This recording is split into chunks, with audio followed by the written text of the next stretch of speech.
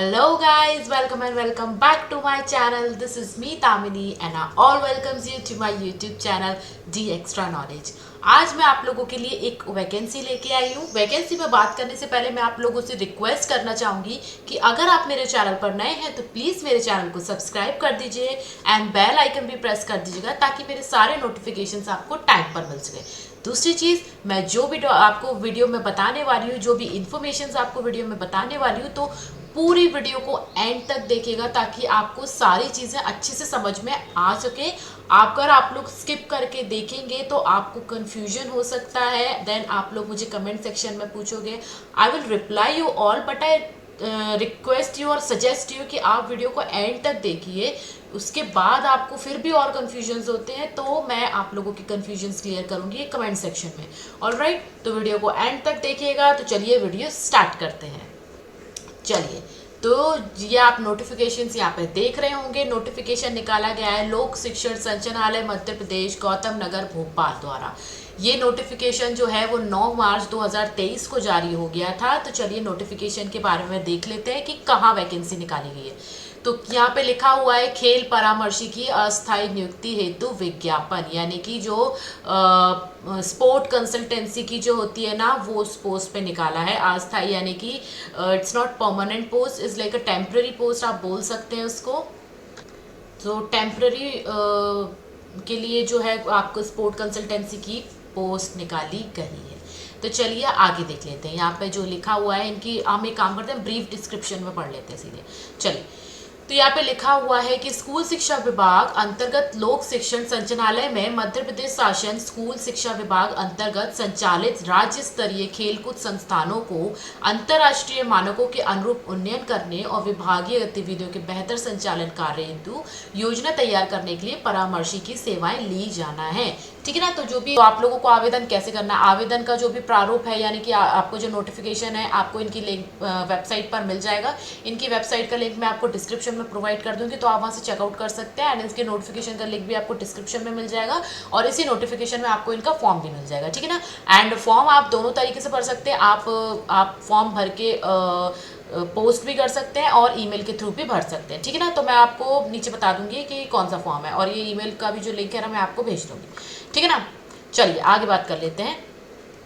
ठीक है, यहाँ पे इन्होंने लिखा हुआ है कि कहाँ कहाँ पर जो है आपकी सेवाएं ली जाएंगी, यानी कि कहाँ कहाँ आपको काम करना है। ठीक है ना। इस तरीके से मैं आपको बताती हूँ। तो कार्य का विवरण यहाँ पे लिखा है कि आवासीय खेलकूद के सीहोर के लिए, यानी कि जो आवासीय खेलकूद आवासीय जो विद्यालय हैं वहाँ के पे भी आपका चयन होगा हो सक ठीक है ना, उस उधर भी आपको काम करना है। दूसरी चीज़ यहाँ पे लिखा है कि खेल परीक्षण एकेडमी की स्थापना हेतु जो भी स्पोर्ट्स एकेडमीज है वहाँ पर भी आपको काम करना है। ठीक है ना। तो आप इसमें लिखा है कि आपको किस तरीके का काम करना है, क्या करना है, तो ये सारी चीज़ें इनके नोटिफिकेशन में है, तो आप ये डिटेल उनके नोटिफिकेशन में पढ़ लीजिएगा।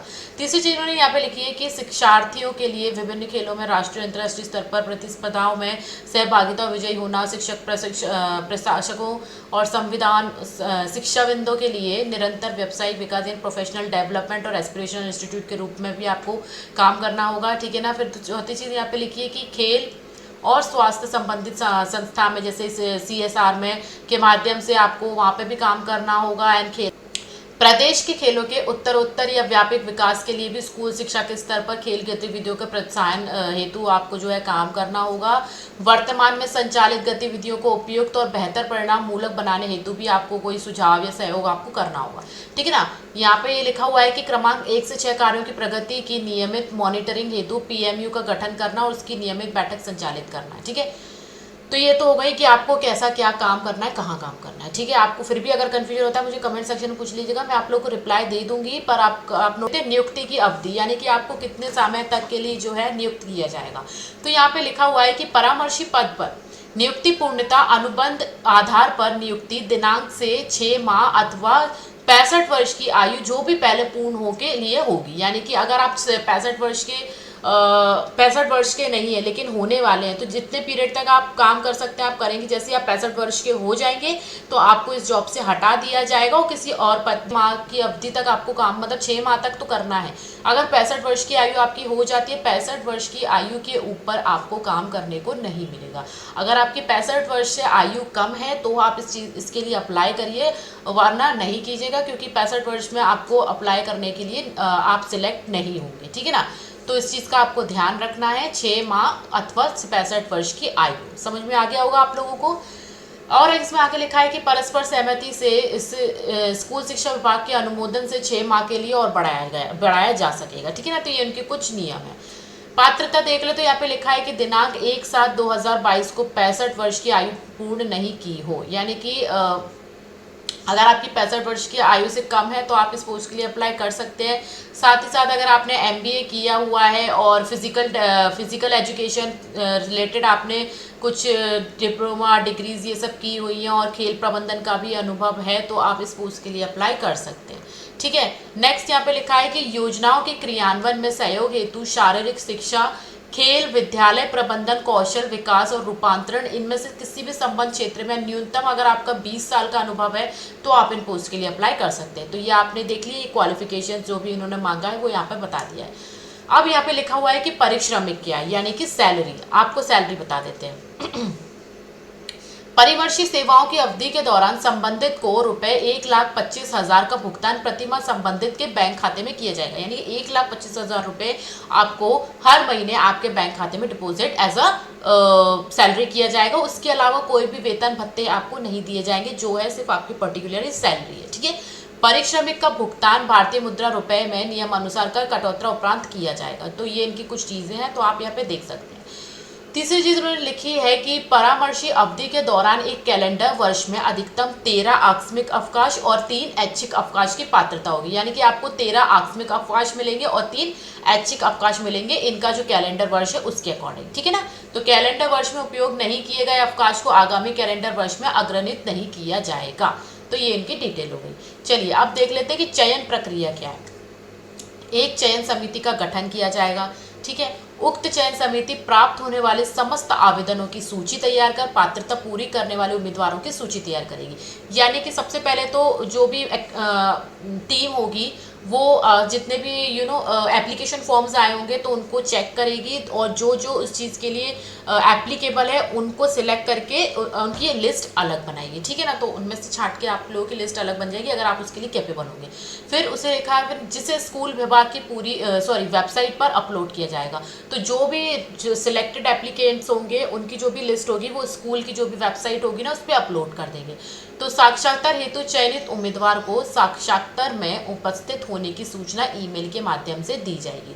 तो जो भी सिलेक्टेड कैंडिडेट्स होंगे ना तो उनको आप लोगों को ना जो ईमेल के थ्रू जो है वो इन्फॉर्मेशन मिल जाएगी कि आप सिलेक्ट हैं या फिर आपको आना है करके, सारी इन्फॉर्मेशन आपको मेल पर मिल जाएगी। दूसरी चीज़ मैंने लिखी है कि इसके हेतु यात्रा कर रही है तो कोई भी यात्रा व्यय दैनिक भत्ते नहीं मिलेंगे, यानी कि कोई TADA बिल्स आपको नहीं मिलेंगे, आपको अपने पैसों पर ही वहाँ पर जाना होगा, ठीक है।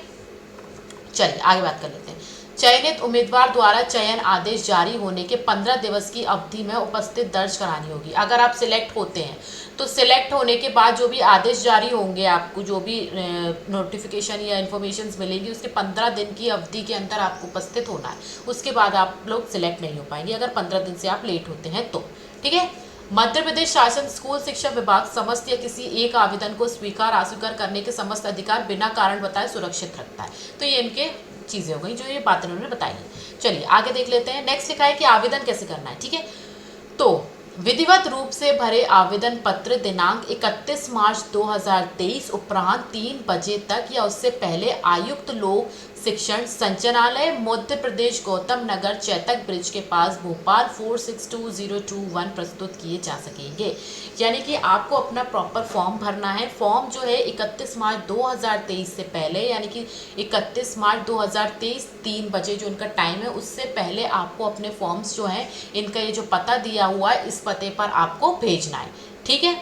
इससे आप लेट नहीं भेजना। अब कोशिश करिएगा कि 31 मार्च लास्ट डेट से पहले अगर आप फॉर्म सबमिट कर दें वो ज़्यादा बेटर होगा, ठीक है।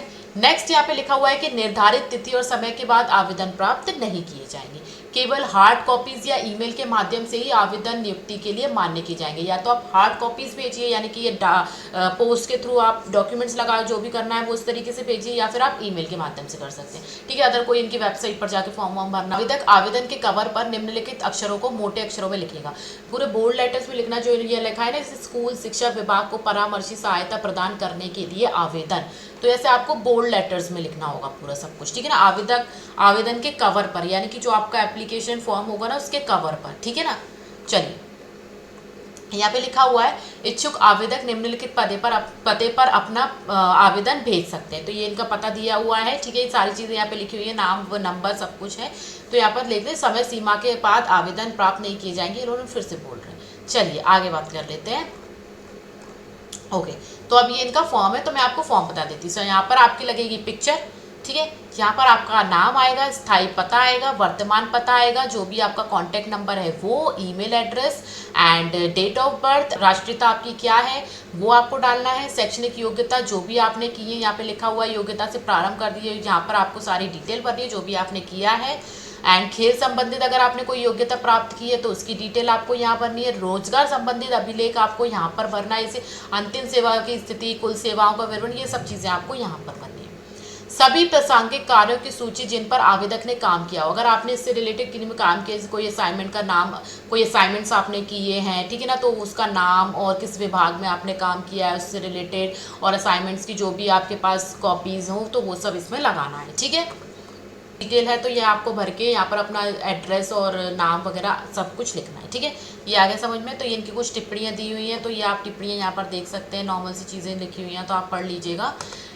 ठीक है, तो यहाँ पे एक चीज़ और लिखी है कि आवेदक अपनी योग्यता, अनुभव या अन्य विवरणों के बारे में गलत जानकारी देता है तो वह 3 वर्ष की अवधि के लिए स्कूल विभाग के किसी भी आगे के कार्य के लिए पात्र नहीं होगा। तो अपनी डिटेल सही भरिएगा, कुछ भी गलत आप भरेंगे तो आप लोगों को भुगतना पड़ जाएगा, सारी चीज़ें ध्यान से भरिएगा। ठीक है ना, चलिए, तो ये तो हो गई मेरी डिटेल्स। तो ये जो था मैंने आपको जो भी बताया, अगर आप इसके लिए एप्लीकेबल हैं तो आप जाइए जल्दी से अपने फॉर्म भरिए, अप्लाई कीजिए। And I wish you all the best कि आप में से जो भी आप लोग भरें आप सब सिलेक्ट हों।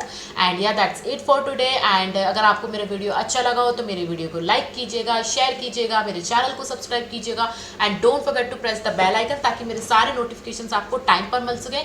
और अगर आपको कोई भी कन्फ्यूजन होता है, कोई क्वेरीज हो, तो मुझे कमेंट सेक्शन में पूछिएगा, I will definitely reply you all. और इसके नोटिफिकेशन, वेबसाइट्स के जो भी लिंक है मैं आपको डिस्क्रिप्शन में दे दूंगी, तो आप वहाँ से चेकआउट कर लीजिएगा। तो चलिए फिर मिलते हैं हम अपनी अगली वीडियो में। Till then take care, bye bye.